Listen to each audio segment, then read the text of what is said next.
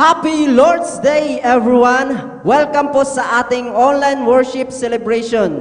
Kami po ay nagagalak na makasama kayo ngayon. Kaya ngayong pong araw na to, tayo ay magpupuri sa Panginoon na may kasiglahan, may puso, na tangi ang pangalan lamang ng Panginoon ng ating itinataas. Tayo po ay magpuri sa ating Panginoon.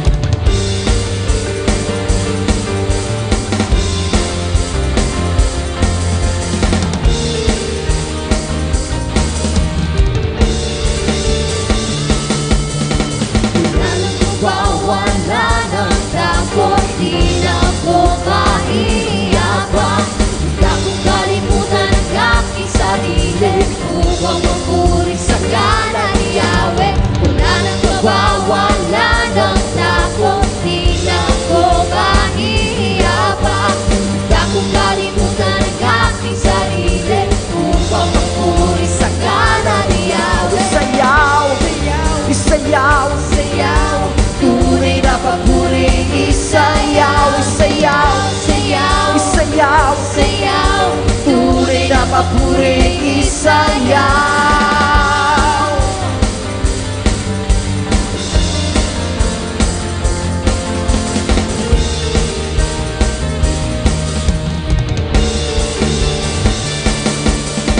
Wala nang mawawala ng takot, di na ako mahihiya pa. Huwag akong kalimutan ang aking sarili upang magpuri sa ngalan ni Yahweh. Wala nang kabawala ng takot, di na ako mahihiya pa. Huwag akong kalimutan ang aking sarili upang magpuri sa ngalan ni Yahweh. Sayaw! Sayaw! Sayaw! Sayaw! Tunay na papuri, isayaw! Sayaw! Sayaw! Sayaw! Sayaw! Tunay na papuri, isayaw! Sayaw! Sayaw! Sayaw! Isayaw! Tunay na papuri, isayaw! Sayaw! Isayaw! Sayaw! Isayaw! Tunay na papuri, isayaw!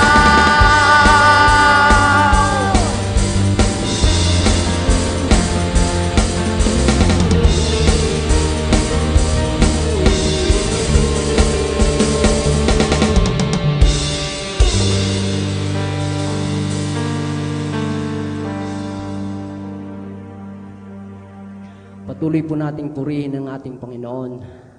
Tanging ang pangalan lamang niya ang ating itaas. Luwalhatiin natin siya sa papuri, pag-aawitan, pagtaas ng kamay, at sa palakpak. Luwalhatiin ka, O Diyos, sambahin. Nawa ang iyong dakilang pangalan magpakailanman. Maghari ka, O Diyos. Awitan po natin ang ating Panginoon. Sumabay po kayo sa awiting ito.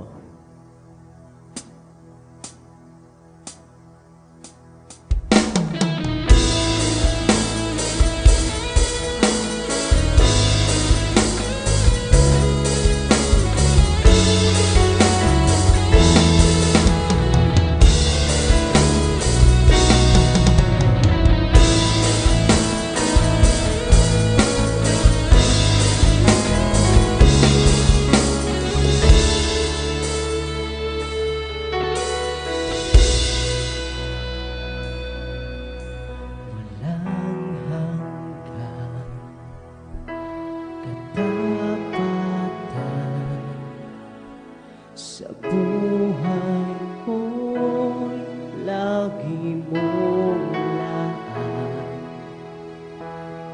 Narito dahil sa biyaya mo. Habang buhay magpupuri sa'yo. Pupurihin ka sa awit, itataas ang aking tinig, itatanghal sa buhay ko, tanging ikaw, O Diyos. Higit pa sa kalangitan ang iyong kalwalhatian. Kadakilan mo hindi mapapantayan. Walang hanggan, katapangan sa Buhay ko'y lagi mo na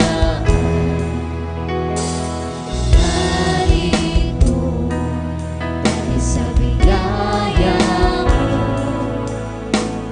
Habang buhay magpupuri sa'yo, pupuri ka sa awit, itataas ang aking tinig, itatanghal sa buhay ko'y tanging ikaw, O Diyos.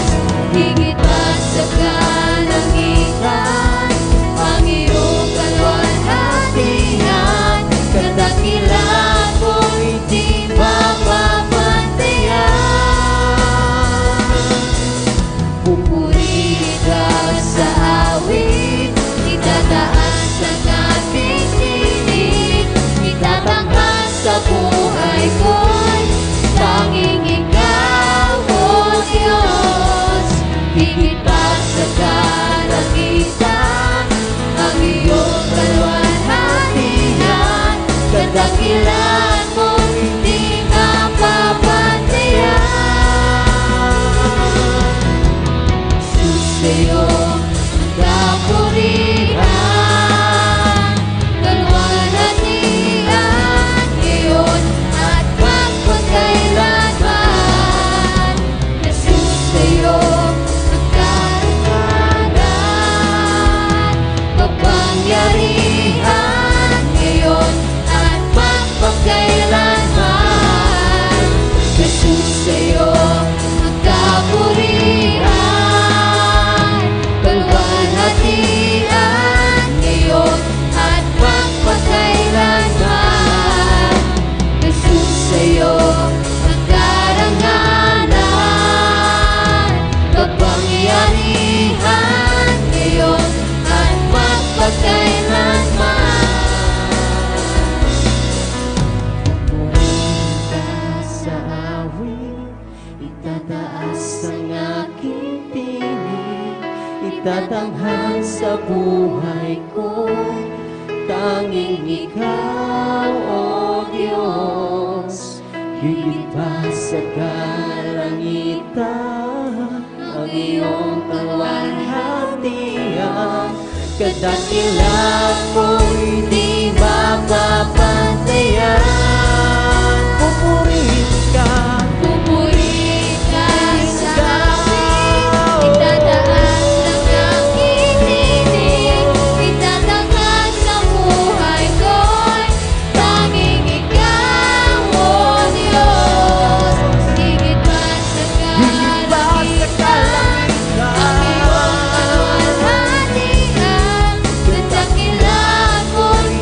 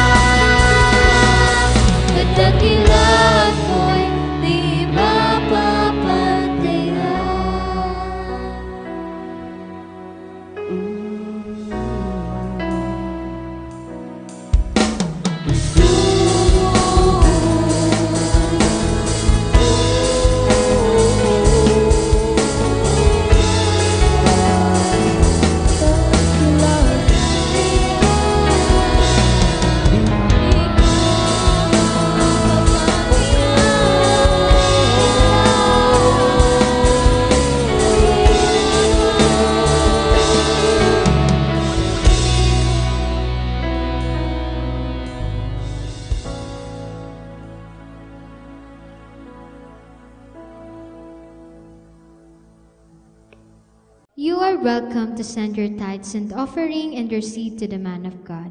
May the Lord bless your generosity and your support in our ministry. Kindly send your seeds and your tithes into this GCash account number, 0912-7327627. God bless you bountifully.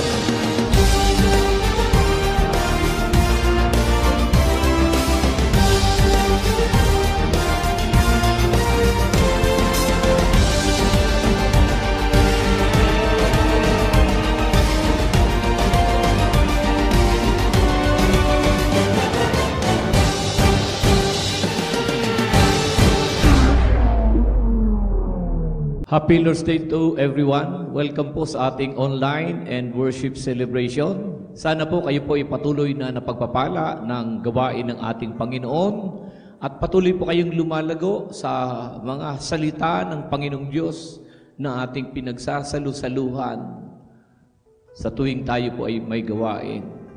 Bago pa ako mangaral po ng salita ng Panginoon, again, I would like to remind everyone, kumusta na po yung ating assignment na binigay ng Panginoon sa atin, yung ating mga family connect.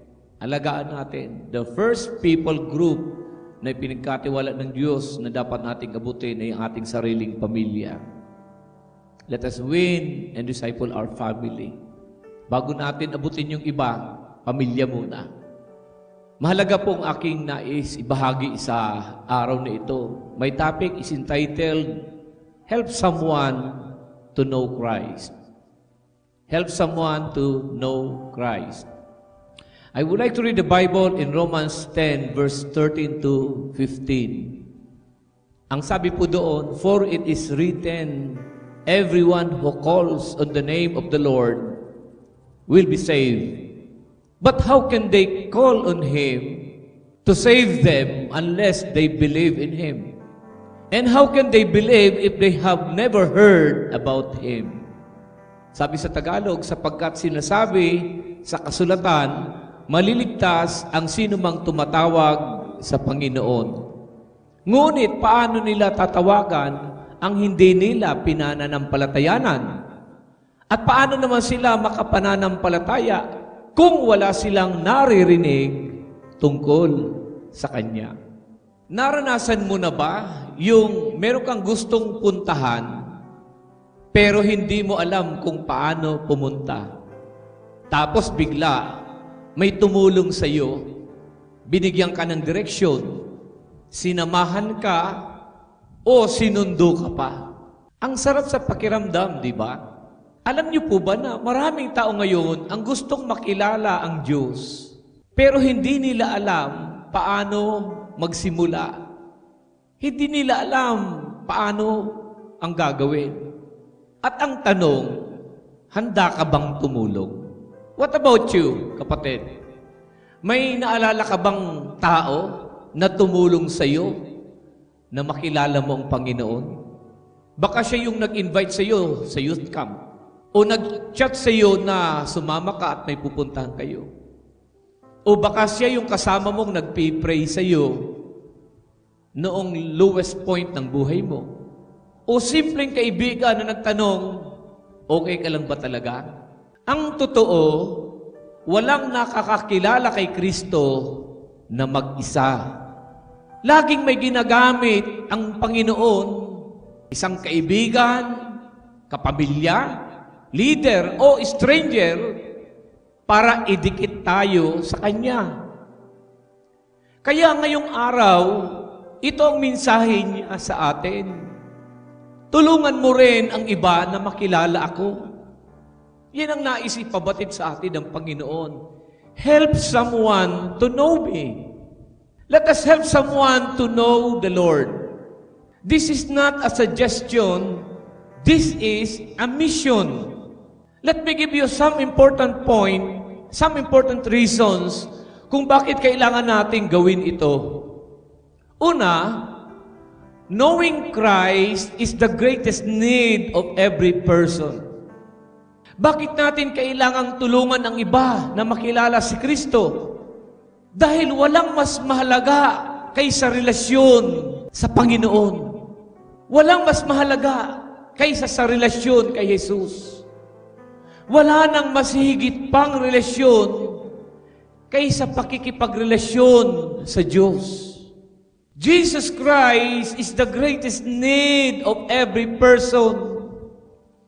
Si Lord ang pinakatangi-tangi at pinakahihigit na kailangan ng bawat individual, ng bawat isang tao. The Lord said, I am the way, the truth, and the life. No one can go to the Father except by me. Ako ang daan, ang katotohanan at ang buhay. Walang makaparoroon sa Ama kung hindi sa pamamagitan ko. Bawat individual ay kailangan ng Panginoon. Sabi ng Panginoon, without me, you can do nothing. Wala tayong magagawa kung tayo ay hiwalay sa Kanya. In John 17 verse 3, it says, now this is eternal life, that they know you, the only true God, and Jesus Christ, whom you have sent. Mga kaibigan, mga kapatid, hindi pera, hindi trabaho, hindi success, hindi kayamanan o popularidad ang tunay na buhay, kundi ang pagkakilala sa Panginoon. Kahit gaano karaming achievements meron ang isang tao, kung wala si Kristo, kulang pa rin. Kahit gaano kasaya ng relasyon, kung walang Diyos sa sentro, mawawala rin. Kahit gaano kayaman o kasikat ang isang tao, lahat ng ito ay bitin. Ang tunay na buhay ay nakay Kristo. Everything in this world will fail you. Only God will never fail you. That is why we need to help other people. We need to help them, not just with advice or encouragement. We help them to meet Christ. Kailangan nilang Panginoon. People need the Lord. Tulungan natin sila, mga kapatid. Pangalawang dahilan, people cannot know Christ unless someone helps them. People cannot know Christ unless someone helps them. Walang taong makakakikilala kay Kristo hanggat walang tumutulong sa kanila. Romans 10:14, how can they believe in Him if they have never heard about Him? Simple lang, kapatid. Kung walang magsasabi, walang maririnig. Kung walang aabot, walang makakakilala. Sabi ng Biblia, paano sila makapaniniwala kung wala silang naririnig tungkol sa Kanya? Kung may gamot na kayang magpagaling ng kanser, tapos alam mo, pero hindi mo yung sinasabi, kasalanan yun. Ganon din ang gospel, ang ebanghelyo, ang salita ng Diyos. Ito ang pinaka-importanting balita na dapat nating ibahagi at ikwento. Isipin mo kung may tao sa building na nasusunog, pero hindi niya alam. Tapos nakita mong nagliliyab, pero hindi mo sinabi. Kasalanan mo ba kung nasunog siya? Oo. Ang hindi pagbabahagi ay hindi lang katamaran. Ito ay pagiging manhid at kawalang malasakit sa kapalaran ng iba. Pag malasakitan mo ang kaligtasan ng mga anak mo, pag malasakitan mo kaligtasan ng magulang mo, ng asawa mo, ng mga mahal mo sa buhay at ng mga kaibigan mo, ikwento mo, sabihin mo. Araw-araw mo sila nakakasama, pero wala kang maikwento sa kanila tungkol sa Panginoon. Pangatlo, kapatid, you don't have to be a preacher to help someone know Christ. You don't have to be a preacher to help someone know Christ. Hindi mo kailangan maging Bible expert. bago mo i-share si Christ. Ang mga naunang disipulo ng Panginoon, mga hindi naman aral, ngunit ginamit sila ng Diyos. Sabi ng Acts 4:13, they were unschooled, ordinary men, but they had been with Jesus.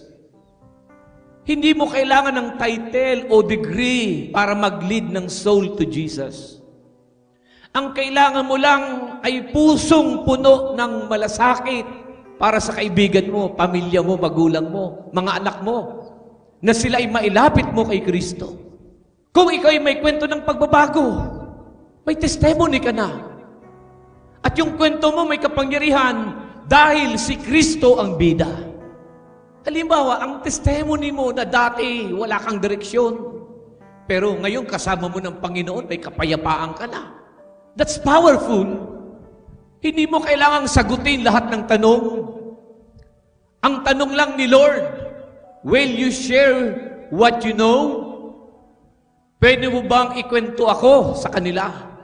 Pangapat na dahilan, helping someone to know Christ starts with love.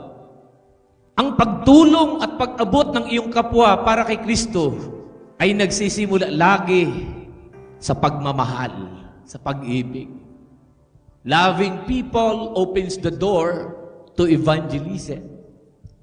John 13:35, by this everyone will know that you are my disciples if you love one another. Bago mo i-preach si Jesus, ipakita mo muna si Jesus sa buhay mo. Sometimes, people don't need a sermon. They need someone to listen. People need care and attention. They need someone to show them compassion. And when you love them, you earn the right to tell them about Jesus. May isang lalaki na laging inaaya ng kaibigan niya sa church. Ayaw niya. Pero nung nagkasakit siya, sinamahan siya nitong kaibigan araw-araw. Nung gumaling siya, siya na ang unang nagtanong, pwede ba akong sumama sa church mo? Kapatid, paramdam natin sa ating kapwa, sa ating mga kaibigan, sa ating pamilya, yung tinatawag na malasakit. Pagmamalasakit na sila ay makakilala kay Kristo. Let me share practical ways to help someone know Christ.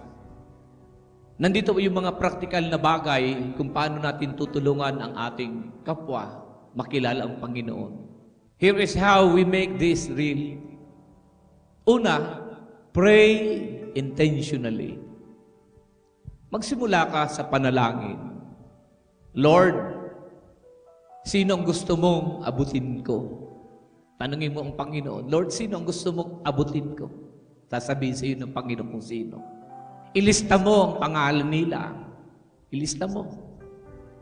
Sino sa mahal mo sa buhay, kaibigan. Ilista mo ang pangalan nila. Araw-araw, ipanalangin. Pag-pray natin sila, nahipuin ng Panginoon. So yun ang unang hakbang, manalangin. Ilista ang kanilang pangalan at ipag-pray. Second, connect relationally. Makipagkaibigan, huwag agad sermon, makinig, kumustahin, magparamdam, kuhanin ang loob, start to build good friendship, love, bless, show kindness. Kuhanin mo ang kalooban, ang damdamin. Kung kapamilya mo, start to communicate. Maging mabuti sa iyong kapamilya. Be good and be a blessing to them. Connect relationally. And thirdly, live authentically. Live authentically. Be honest. Be real. Maging totoo. Huwag maging plastic. Yung patotoo mo, yung testimony mo, minsan mas magaling pa sa preaching. Ipakita mo ang buhay na binago. Pang-apat, share boldly. Kapag dumating ang pagkakataon, huwag kang mahiya. Grab the opportunity. Share the gospel clearly and lovingly. Simpleng kwento, simpleng version. Sabihin mo, alam mo lahat tayo nagkasala, pero mahal tayo ni Jesus. Binigay niya ang kanyang buhay para tayo ay maligtas. Tanggapin mo siya at bibigyan kanya ng bagong simula. Yun lang. Huwag kang matakot magkwento. Share the gospel boldly. Yung patotoo mo. Huwag kang matakot. Imbitahan mo. Ito yung kasunod, kapatid. Number 5, invite gladly. Invite. Get excited to invite them.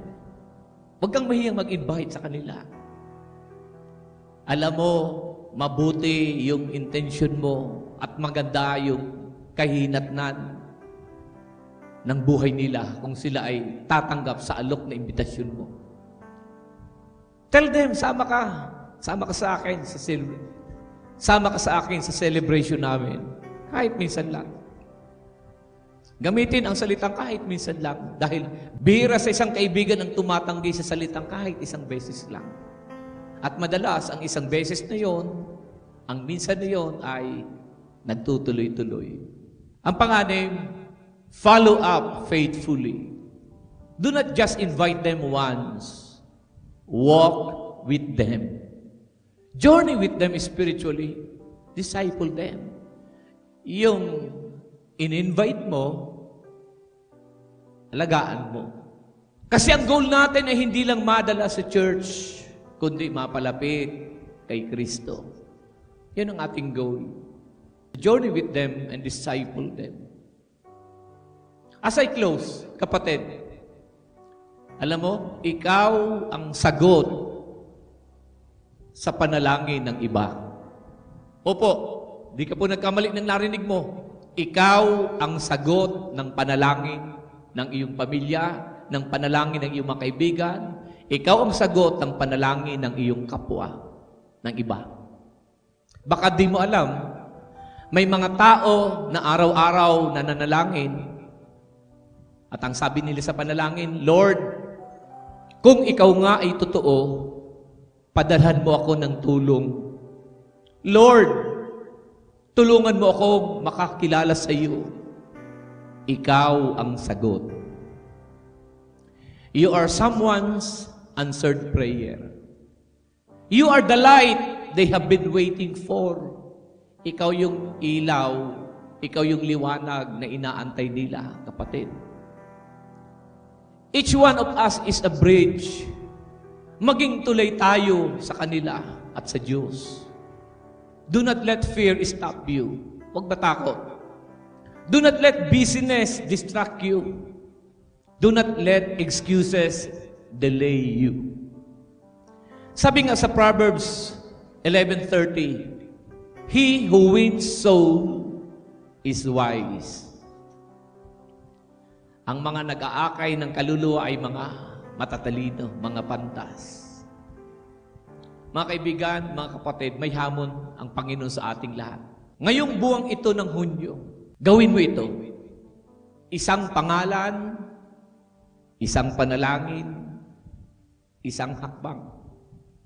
And who knows that one person might say, thank you dahil sa iyo nakilala ko si Jesus.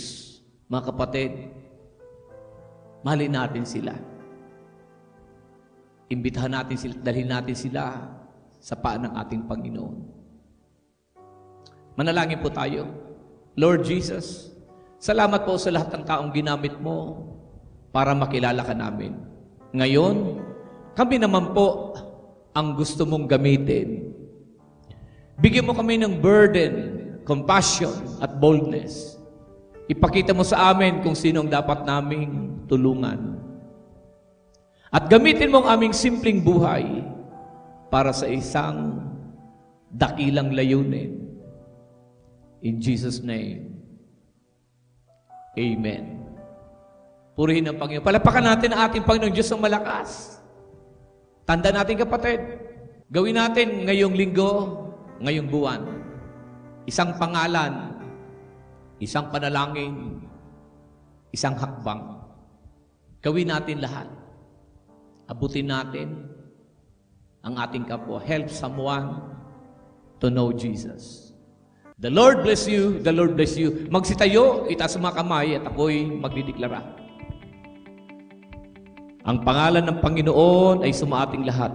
Ang panatag na puso, ang matiwasay na pag-iisip, ang masayang kaloob at malakas sa pangangatawan. Ang pinagpalang buhay at kabuhayan ay dumali sa iyo at sa iyong sambahayan.